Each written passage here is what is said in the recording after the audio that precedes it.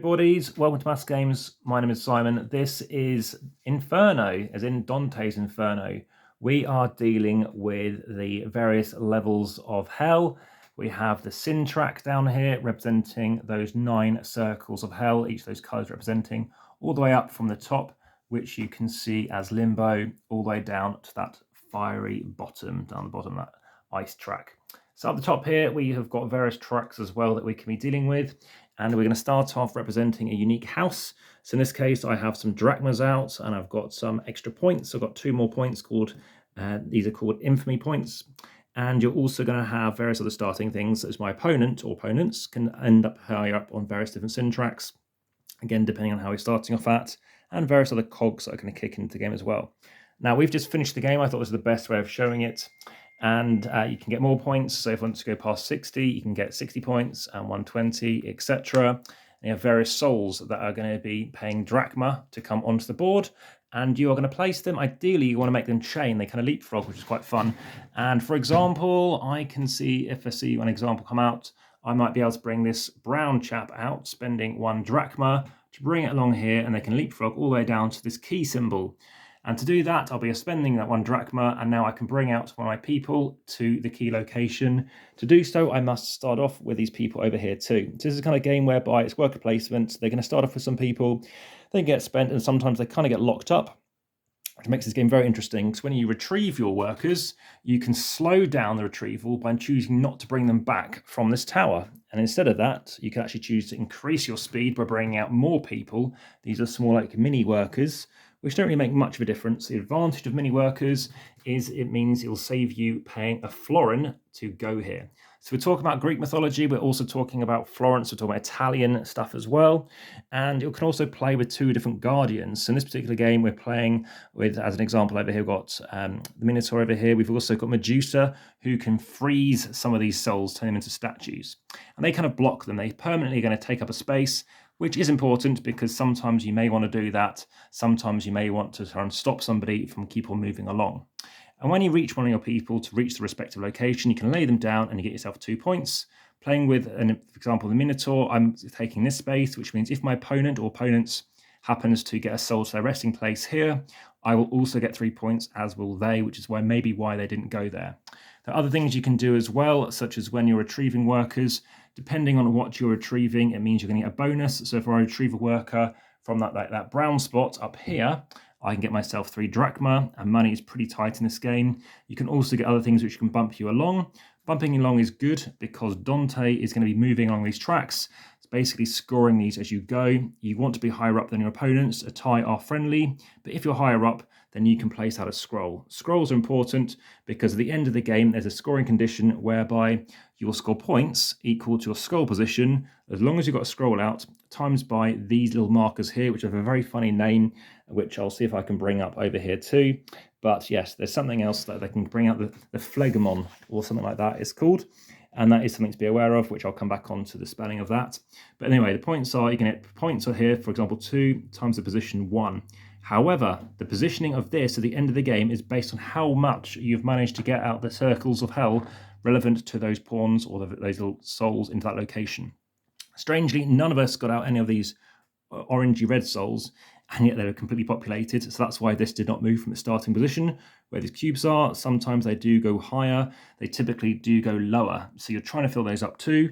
There's also points at the end of the game. If I flip this over to show you endgame scoring and tell you about that phlegmon word, here go this phlegathon. But yes, you can also get points at the bottom here for having the tallest tower. So there's a space that gives you tower positions. You can also grace some other florins, you get 3 points, which should be an equal sign, I guess.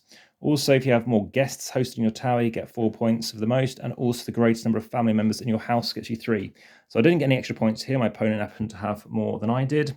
And over here, they had more guests. So these are the colored things here. And there's some other things which I mentioned as well, like tower height, which I lost out too. So yeah, very nice pieces. It's got a lovely kind of hollow effect going on, each with a unique shape relating to the certain color. So it's color blind friendly. Nice board. It looks like it's neoprene, but it's not, but it's good quality. And very nice chunky rubbery miniatures. So over here, there's various spaces you can do. Like I said, you can get out more people. You can get out more places up on the tower. You can go over here to get some florins. Florins important because you can convert them to drachmas.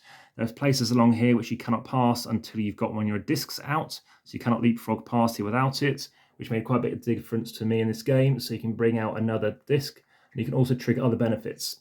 So other benefits are, for example, if you have two of the same, you can take off two of the workers, and that means you can take one of these better gold actions. So you can take one money, and you can also take another benefit. You can play out one of your cards, which I'll come back onto. You can bump one of your things along, etc. You can also move your guardians around. And there's other things you can do to get points, drachmas, etc.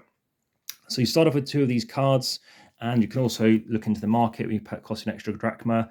Normally it's going to cost you 2 money to play out one of these cards, but you must have a barrel out. So funny enough, there's a place where you can get barrels, top right, and then you can play out this card. So I can play out this card and you get the immediate benefits. So I've got out a red barrel. In fact, my starting card was with a red barrel or something like that. And then I can move up on yellow, which is what I happen to do. And then over here, I can either do this or move up a yellow or brown. And then later on in the game, as long as I've got blue out, at the end of the game, in reverse turn order, so if I'm going last, I'll be moving and getting points actually equal to red. So in this case, I wouldn't have bothered playing this card, or I could get half a scroll. You want to have 2 pieces of scroll, because at the end of the game, you can place that out to basically place down one of your scrolls, which I had to place down on brown in the end, to again score me 4 times, I think it was 2 or 3 points, another 12 points going on for brown. Apart from that, there are a few other things to do. So there is a kind of a phase that you go through. So as we bring back all your workers, everybody over here can come back. If you want to get more people back over here, as I mentioned, you can go to this space. But to trigger all these spaces, it all comes down to bringing out the soul. That's the main part of the game, or as they call it, I think you're going to hell. You're choosing to the hell phase, and you're choosing where do you want to place these out. And as the game goes on, you're going to find that certain places are blocked, or you're trying to block people, or you're trying to stop where people's going. Now, I know I did see I could have gone here, but I thought this related to this. That was my mistake by looking at the angle across the board to try and stop somebody from going to this location, because down here you can get 5 points. These are worth 4, so it's nice and easy. Only the one for 3, and these are for 2. But yeah, lots of different cards you can play with. So they get a bit more blocky later on. I wouldn't say the turns take much longer, but there's an occasional think you need to think about for some of the turns. Nice iconography as well. Obviously you can see what new cards are coming up, because it might be the case that you want to play something. If you cannot afford to, or you don't want to pay the one money, you can just move somebody across. So for example, I could move this guy across to here, triggering that benefit. Obviously I can't lay it down, and of course great is blocked. So sometimes you've got to wait until things line up.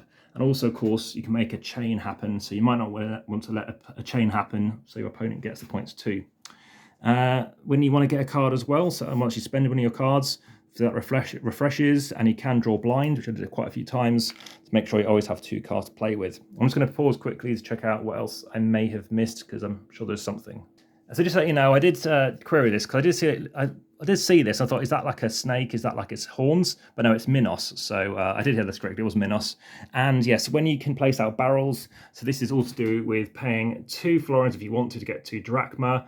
Only a small guy can go there. In fact, that's only a small guy. You can use a bigger guy, but it's going to cost you a florin. You can place down a barrel as well as playing down a card. But to place down a barrel, you've got to have one here. I chose to sometimes not do it. In this case, you get 2 times the number of scrolls. Try and get whatever's best for you. And they just go in the respective colour. So that's bread and whatever this thing is, wine, and then cloth over here, etc.